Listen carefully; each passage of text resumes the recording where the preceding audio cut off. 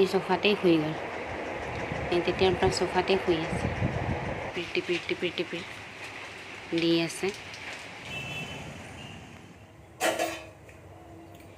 Good morning, আপোনালোক সকলোকে নমস্কাৰ জনাই মোৰ আৰু এটা ব্লগ ষ্টাৰ্ট কৰিছোঁ। তো আহিলোঁ চেম্বাৰলৈ, পাতি দিছোঁ ভাত, আৰু আজি হ'ব কাৱৈ মাছৰ তৰকাৰী। আজি এটাই তৰকাৰী বনাম, বেছি নবনাম কাৰণ কি চবেই খায়। কাৱৈ মাছ বনাম, আলু আৰু বিলাহী দি ঝোল বনাই দিম।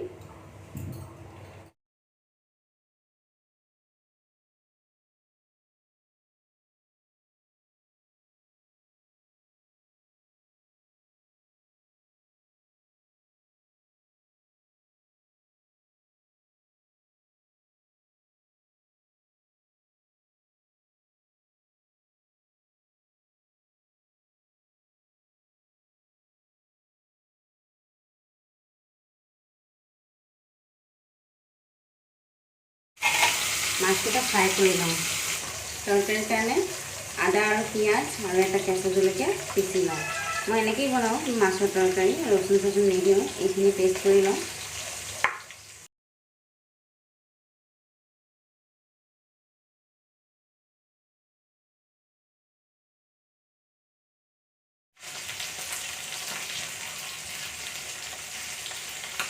এনেকৈ হালধি দিম আৰু জিৰা পাউডাৰ, মাছ এইখিনিয়ে আৰু মছলা নালাগে।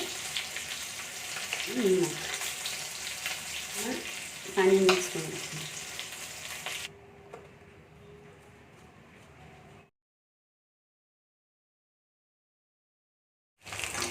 আলুকেইটা ভাজা হৈ গৈছে, এটা উঠাই লওঁ। ভাজা হৈ গ'ল, তাতে অকণমান আৰু এক্সট্ৰা তেল দিলোঁ। এতিয়া ইয়াতে দিম কেইটামান ক'লা জিৰা। ক'লা জিৰা দিয়াৰ পিছত ইয়াতে মছলাখিনি যে ৰেডি কৰি ৰাখিছিলোঁ এইখিনি দি দিম।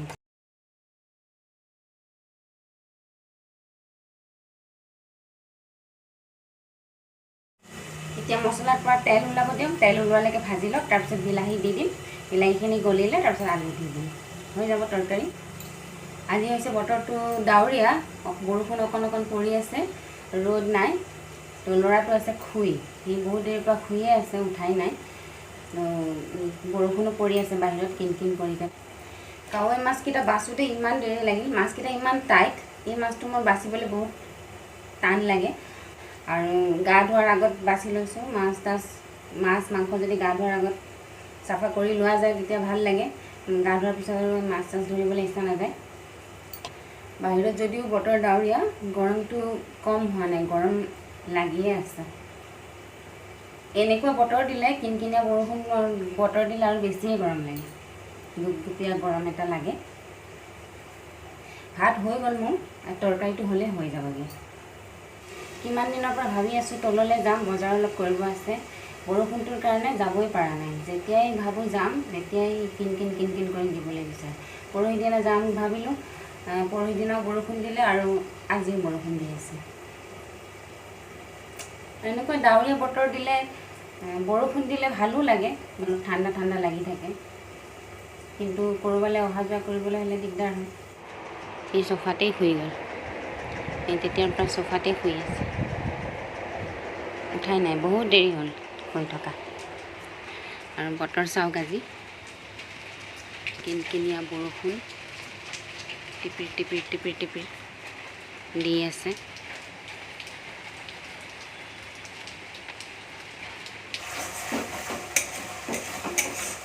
মছলা ভাজা হৈ গ'ল, চাওক। এতিয়া ইয়াতে বিলাহীকেইটা দি দিম। এই বিলাহীকেইটা মই প্ৰায় মাছ এনেকৈয়ে বনাওঁ, ৰচুন টচুন নিদিওঁ।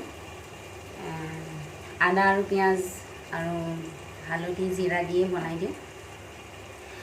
মাছ যেতিয়া পিঁয়াজ নহৰু চহৰু দি বনোৱা হয় তেতিয়া মাখা হয় তৰকাৰীটো, মানে গ্ৰেভি টাইপ হয়, তেতিয়া ৰচুন দিওঁ।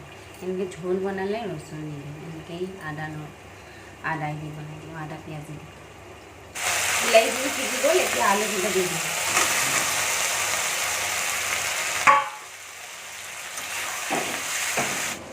হৈ গৈছে মছলা ভাজা, এতিয়া ইয়াতে দিম গৰম পানী যিমান ঝোল কৰিব বিচাৰে সিমান পানী দিলেই হ'ল এতিয়া ইয়াতে দিম মাছকেইটা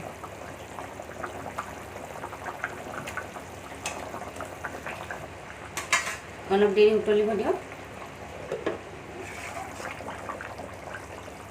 হৈ গ'ল মোৰ তৰকাৰী ইয়াতে যদি ধনিয়া পাত আছে তেনেহ'লে ধনিয়া পাত দি দিলে ভাল হয় আৰু মোৰ তাত আজি ধনিয়া পাত নাই তো এইকাৰণে মই নিদিওঁ তো হৈ গ'ল বন্ধ কৰি দিওঁ গেছটো